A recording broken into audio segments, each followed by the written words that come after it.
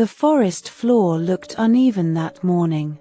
Some soil stayed dark from the night's rain. Other patches were pale and tight, already drying.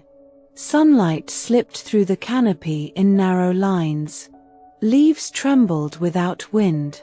One young tree near the edge leaned slightly, though nothing had touched it.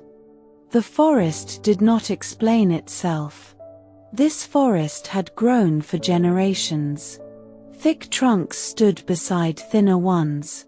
Bark varied from deep cracks to smooth pale skin. Moss clung to shaded sides. Fallen leaves pressed into the ground, soft and layered with time. Above ground, each tree appeared independent. Branches reached outward, careful not to collide. Leaves opened where light allowed. From a distance, the forest looked like many lives growing separately.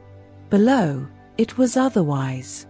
Roots moved wide and slow through the soil.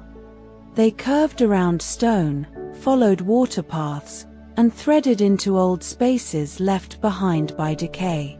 Fungi joined them, forming bridges no eye could see.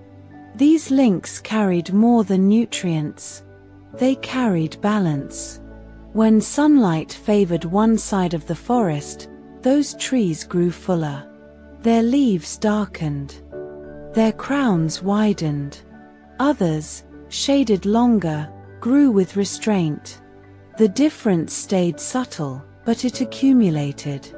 Then the rain stopped. Days passed dry. The soil tightened. Fine cracks appeared near the surface. Leaves curled slightly across the forest. Growth slowed everywhere. The young tree at the edge weakened first. Its roots were shallow. Sun reached it longer than the others. Moisture slipped away too quickly. The tree held its leaves, but their color dulled. Growth stopped entirely. Below ground, the network responded. Trees with deeper roots released small portions of stored nutrients. Fungi carried water and minerals through dark channels toward the edge. The exchange was careful, measured. No tree gave freely. Every transfer carried risk. Weeks passed. Heat pressed harder. Wind turned sharp. A branch snapped from an older tree near the center, dry wood failing under strain. Its crown thinned further. Still, it continued to give. Above ground, the struggling tree did not recover. It did not rise. It simply did not fall. When rain finally returned, it came heavy. Water drove deep into the soil. Roots expanded quickly into softened ground. The network shifted again. Trees that had received now began to return what they could. The young tree responded slowly. New leaves formed, smaller than before, but firm. Its trunk thickened just enough to stand straighter. The older tree near the center did not regain its lost branch. Its crown stayed uneven, but its roots held strong, reshaped by what they had released.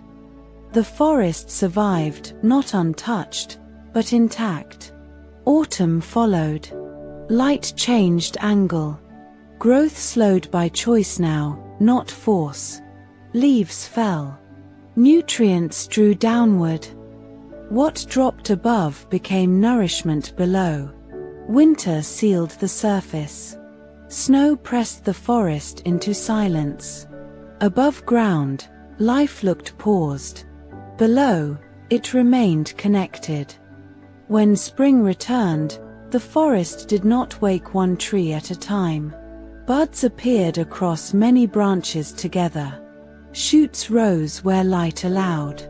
The young tree at the edge opened its leaves again, small, steady, alive. The forest rose as a whole, shaped by what had been shared when no outcome was guaranteed. Growth is rarely solitary. Some strength forms through quiet exchange, through carrying weight that never shows above the surface. Support does not need recognition to matter. Where have you grown because others gave without certainty? Who might be standing now because you did the same?